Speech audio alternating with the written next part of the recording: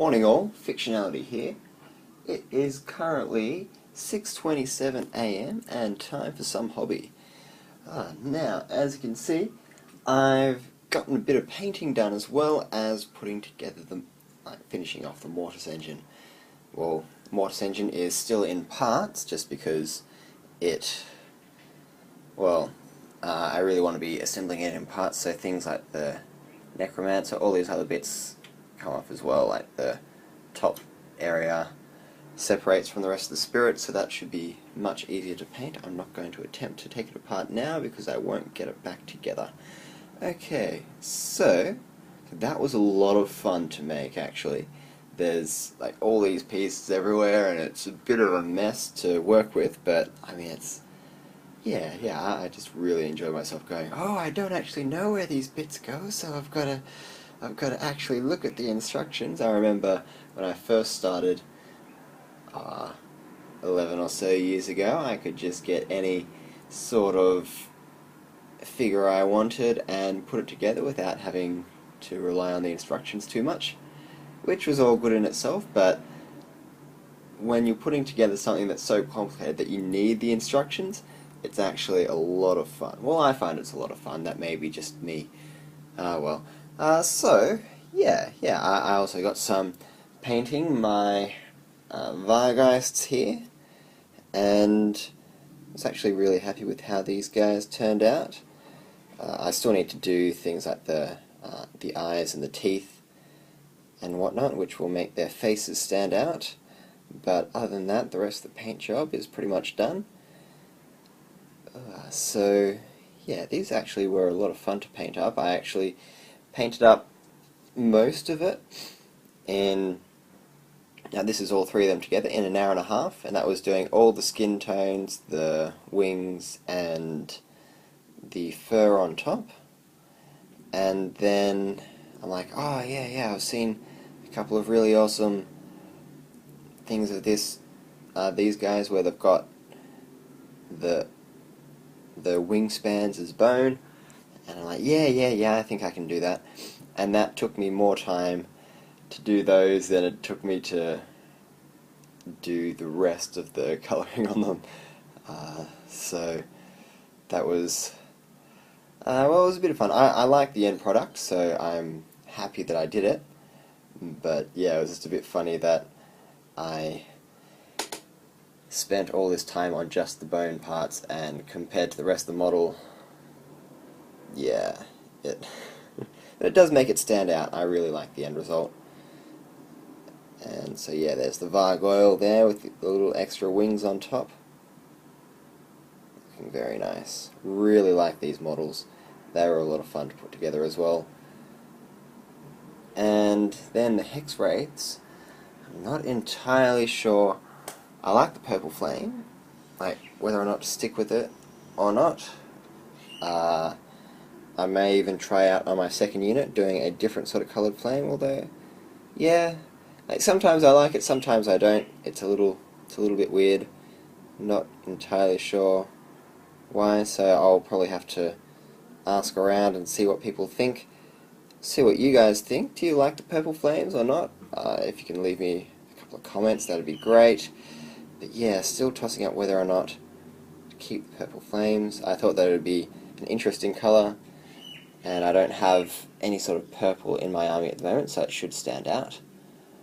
And yeah, usually when I'm working on an army, I've had Tyranids for quite a while, or anything else that's fairly, like it's wearing a uniform or anything, you'll have all your units looking fairly coherent. But yeah, with the vampire counts, you get a lot of chances to try out different colour schemes, although I still want to try and tie things together, so it should be good that I've got the Hexwraiths here, and they should match the ethereal part of the Mortis Engine, so I'll have the two units of Hexwraiths, the Mortis Engine, and that should tie everything in together. And then I want to be using a fairly similar colour scheme on the Terrorgeists, is what I've used for these Vargoyles here. Varheists, there's one Vargoyle, and yeah, hopefully that should all tie things in, and then I've got the skeletons that'll all look similar and whatnot, so yeah, a bit of a test in army cohesion. The bases still should tie everything together because they'll have the same aesthetic, but yeah, it should be all good. Another thing that I'll mention is these banshees here. I've heard a lot of people like to leave them off and just have singular banshees. If you do that, you don't want to attach the tail to them, but I like them on the Mortis Engine.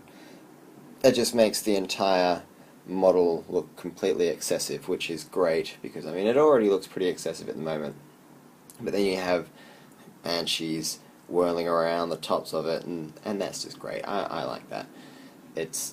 I know this is going to be one of those models that's going to be a pain to try and transport anywhere, but the banshees don't actually add any much in the way of extra dimension to it, so it shouldn't change how well it packs. One that I am kind of concerned about packing is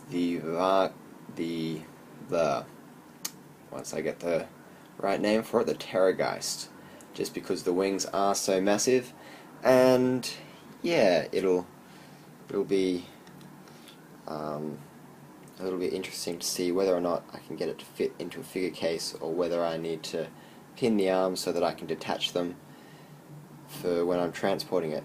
The other thing I'll quickly mention is with the Agrellan Earth, I've done a couple more tests. This one here, I just put like a red base underneath. I'm not going to go with red, but it just looks kind of cool anyway. But it did help me decide that I don't actually need the PVA glue there. If you're going for a really uniform crackle look, then yep, great, go for it. But now, after I've been having a look at some of my tests, I really like how it crackles in some places and then doesn't in others, and so it's a little more randomized, and that's all attributed down to the thickness of which you put the Agrellan Earth onto the base. So all the thick areas have the larger cracks, and it kind of peters out towards the thinner areas and then doesn't crackle at all if it gets too thin. And I mean, this base here looks kind of cool. It's a bit hard to see on the monitor, but yeah, I kind of like the overall look of that. I've also seen a couple of images kicking around of people using it on things like Chaos Warrior shields and stuff like that to make it look like it's flaking away. One of the things that I'd really like to try it out on is, well, what is it, the big Sphinx character out of the Tomb Kings, and actually doing that on the areas that would normally be done as rock. And so you have like a bright green or a bright yellow or something underneath, and then you have this crackling mud, and that should give it this sort of appearance. It's built out of sand as opposed to mud, and it's got the armor around it, and I think that would look pretty cool. But anyway, I'll leave it there for today. I'm going to go see if I can get some more painting done, see if I can make a dent on these skeletons. Oh man. Yeah, but again, like, subscribe, comment. I'd like to hear your thoughts on the purple flames, and yeah, I hope to see you in the next video. Cheers.